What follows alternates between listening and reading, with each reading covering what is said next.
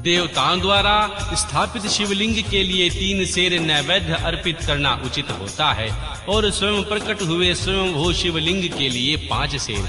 ऐसा करने पर पूर्ण फल की प्राप्ति समझनी चाहिए। इस प्रकार सहस्त्र बार पूजा करने से द्विज सत्यलोक को प्राप्त कर लेता है। 12 अंगुल चौड़ा, इससे 2 गुना और 1 अंगुल अधिक अर्थात 25 अंगुल लंबा, 15 अंगुल चौड़ा जो लोहे या लकड़ी का बना हुआ पात्र होता है, उसे विद्वान पुरुष शिव कहते हैं। उसका 8वां भाग प्रस्थ कहलाता है। 4 कुंडव के बराबर माना गया है। मनुष्य द्वारा स्थापित शिवलिंग के लिए 10 प्रस्थ, ऋषियों द्वारा स्थापित शिवलिंग के लिए 100 प्रस्थ और स्वयंभू शिवलिंग के लिए 1 सहस्त्र प्रस्थ नैवेद्य निवेदक किया जाए तथा जल, तेल आदि गंध द्रव्यों की भी यथा योग्य मात्रा रखनी चाहिए। उन शिवलिंगों को महापूजा बताई जाती है। देवता का अभिषेक करने से आत्म शुद्धि होती है, गंध से पुण्य की प्राप्ति होती है, नैवेद्य लगाने से आयु बढ़ती है और तृप्ति होती है, धूप निवेदन करने से धन की प्राप्ति होती है, दीप दिखाने से ज्ञान का उदय होता है और तंबूल समर्पण करने से भोग की उपलब्धि होती है। इसलिए स्नान आदि 6 उपचारों को यत्न पूर्वक अर्पित करें। नमस्कार और जप, ये दोनों संपूर्ण अभिष्ट फल को देने वाले होते हैं। इसलिए भोग और मोक्ष की इच्छा रखने वाले लोगों को पूजा के अंत में सदा ही जप और नमस्कार करना चाहिए। मनुष्य को चाहिए कि वह सदा पहले मन से पूजा करे, फिर उन उपचारों से करे। देवताओं की पूजा से उन देवताओं के लोकों की प्राप्ति होती है तथा उनमें अवांतर लोक में भी यथेष्ट भोग की वस्तुएं उपलब्ध होती हैं। अब मैं देव पूजा से प्राप्त होने वाले विशेष फलों का वर्णन करता हूँ। द्विजो, तुम लोग श्रद्धा पूर्वक सुनो। विघ्नराज श्री गणेश जी की पूजा से भूलोक में उत्तम अभिष्ट वस्तु की प्राप्ति होती है। शुक्रवार को सुनने आदि भाद्रपद मासों में शुक्ल पक्ष की चतुर्थी को और पोष मास में शतभिक्षा नक्षत्र के आने पर विधि पूर्वक श्री गणेश जी की पूजा करनी चाहिए। 100 या सहस्त्र दिनों में 100 या सहस्त्र बार पूजा करें। देवता और अग्नि में श्रद्धा रखते हुए किया जाने वाला कार्य नित्य पूजन मनुष्य को पुत्र एवं अभिष्ट वस्तु प्रदान करता है। वह समस्त पापों का शमन एवं भिन्न भिन्न दुष्कर्मों का विनाश करने वाला है। विभिन्न वारों में की हुई शिव की पूजा को आत्म शुद्धि प्रदान करने वाली समझनी चाहिए। वार या दिन, तिथि, नक्षत्र और योगों का आधार है। समस्त कामनाओं को देने वाला है, उसमें वृद्धि और क्षय नहीं होता, इसलिए पूर्ण ब्रह्म रूप मानना चाहिए। सूर्योकाल से लेकर सूर्योकाल आने तक एक वार की स्थिति मानी गई है, जो ब्राह्मण आदि वर्णों के कर्मों का आधार है। विहित तिथि भूभाग में की हुई देव पूजा मनुष्य को पूर्ण भोग प्रदान करने वाली होती है। यदि मध्याह्न के बाद तिथि का आरंभ होता है तो रात्रि युक्त तिथि का पूर्व भाग पितरों के श्राद्ध आदि कर्म के लिए उत्तम बताया जाता है। ऐसी तिथि का परभाग ही दिन से युक्त होता है, अतः वही देव कर्म के लिए प्रशस्त माना गया है। यदि मध्याह्न काल तक स्थिति रहे तो उदय व्यापनी तिथि को ही देव कार्य में ग्रहण करना चाहिए। इसी तरह शुभ तिथि एवं नक्षत्र आदि ही देव कार्य में ग्राह्य होते हैं। वार आदि का भली भांति विचार करके पूजा और जाप आदि करने चाहिए। वेदों में पूजा शब्द के अर्थ की इस प्रकार योजना की गई है। पूज्यते अनेन इति पूजा, यह पूजा शब्द की व्यत उत्पत्ति है। पू का अर्थ है भोग और फल की सिद्धि है। जिसमें कर्म से संपन्न होती है उसका नाम पूजा है। मनोवांछित वस्तु तथा ज्ञान से ये अभिष्ट वस्तुएं सकाम है।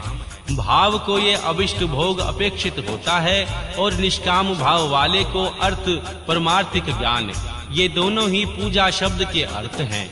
इनकी योजना करने से ही पूजा शब्द की सार्थकता होती है। इस प्रकार लोक और वेद में पूजा शब्द का अर्थ विख्यात है और नित्य नैमित्तिक कर्म कालांतर में फल देने वाला होता है। किंतु काम्य कर्म फल आदि भली भांति अनुष्ठान हुआ हो तो वह तत्काल फल देने वाला होता है।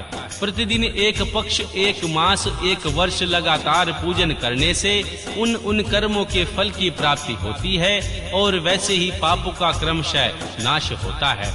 प्रत्येक मास के कृष्ण पक्ष की चतुर्थी तिथि को की हुई महागणपति की पूजा एक पक्ष के पापों का नाश करने वाली, एक पक्ष तक उत्तम भोग रूपी फल देने वाली, चैत्र मास में चतुर्दशी को की हुई पूजा एक मास तक किए गए पूजन का फल देने वाली होती है।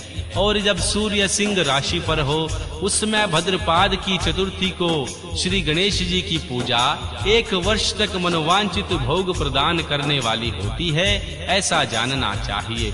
श्रवण मास के रविवार को हस्त नक्षत्र से युक्त सप्तमी तिथि को, माघ शुक्ला सप्तमी को भगवान सूर्य का पूजन करना चाहिए। ज्येष्ठ तथा भद्रपाद मासों के बुधवार को श्रवण नक्षत्र से युक्त द्वादशी तिथि तथा केवल द्वादशी को भी किया गया भगवान श्री विष्णु का पूजन अभिष्ट संपत्ति को देने वाला माना गया है। श्रवण मास में की जाने वाली श्री हरि की पूजा अभिष्ट मनोरथ और आरोग्य प्रदान करने वाली होती है। अंगों एवं उपकरणों सहित पूर्वोक्त गौ आदि 12 वस्तुओं का दान करने से जिस फल की प्राप्ति होती है उसी को द्वादशी तिथि में आराधना द्वारा श्री विष्णु की तृप्ति करके मनुष्य प्राप्त कर लेता है।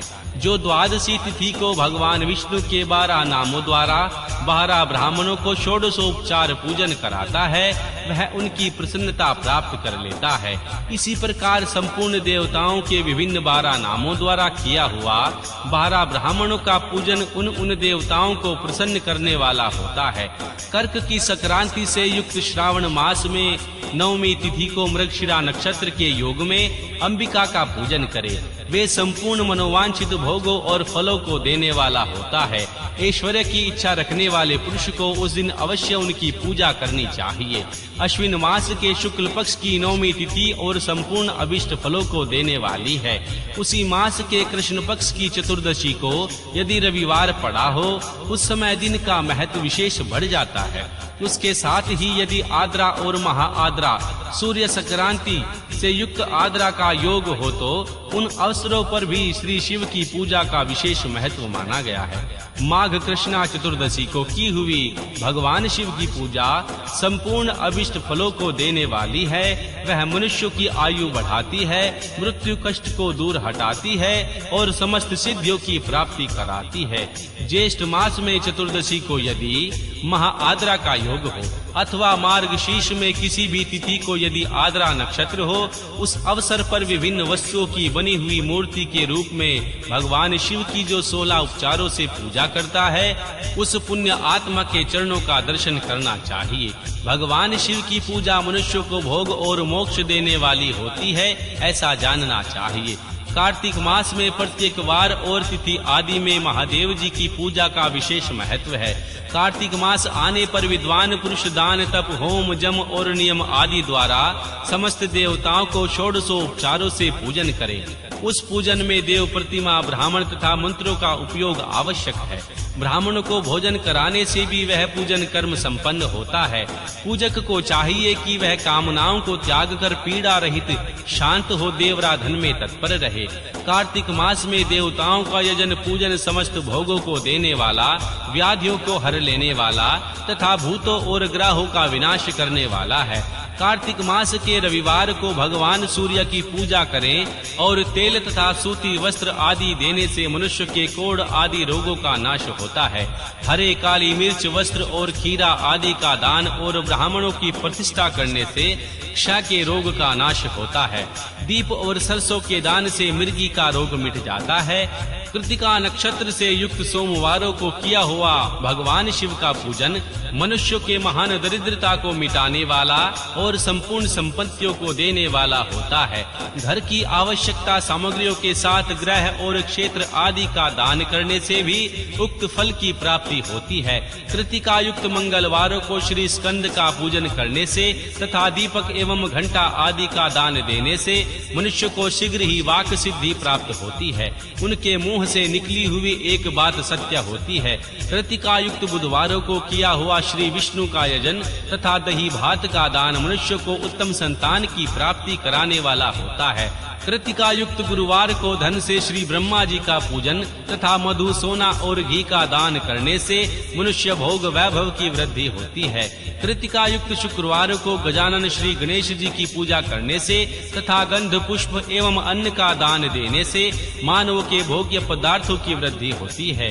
उस दिन सोना, चांदी आदि का दान करने के बाध्य को भी उत्तम पुत्र की प्राप्ति होती है।